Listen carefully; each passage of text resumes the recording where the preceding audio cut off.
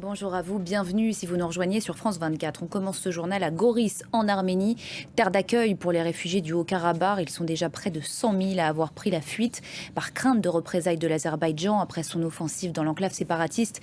Julie Dungelov est sur place pour France 24. Bonjour à vous Julie. Quel sort attend en Arménie ces milliers de réfugiés du Haut-Karabakh ?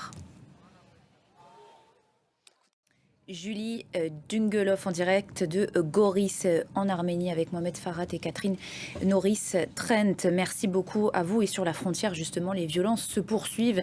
Un soldat azerbaïdjanais a été tué ce samedi. Le tir venait de positions arméniennes à la frontière entre les deux pays. Des mesures de rétorsion sont en train d'être prises par les forces armées azerbaïdjanaises.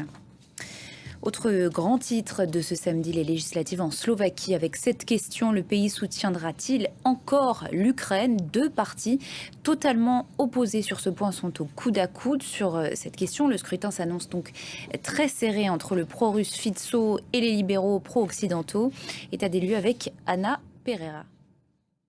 Et on va prendre le pouls de cette élection avec notre envoyé spécial sur place, Pierre Benazet. Bonjour à vous Pierre. Dans quel état d'esprit se trouve le pays?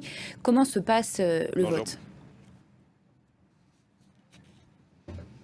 Alors d'un point de vue strictement organisationnel, Pierre Benazet en direct de Bratislava. Merci beaucoup à vous. Cette question maintenant, quel bilan au Burkina Faso un an après le coup d'État qui a mené le capitaine Ibrahim Traoré au pouvoir? Pour lui, l'organisation d'élections n'est pas une priorité, contrairement, je cite, à la sécurité. C'est ce qu'il a affirmé à la télévision nationale. Compte rendu de cette prise de parole avec Jules Boiteau.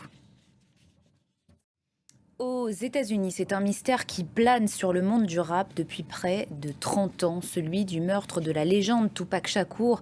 Un ex-chef de gang vient d'être inculpé ce vendredi. Claire Vérov. Un mot de sport avant de se quitter avec cette bonne nouvelle pour le 15 de France. Le capitaine Antoine Dupont a retrouvé les Bleus aujourd'hui. Voilà, c'est la fin de cette édition. Merci pour votre attention.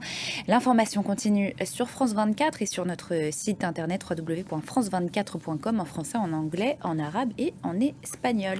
Moi, je vous retrouve dans 15 minutes sur France 24. À tout à l'heure.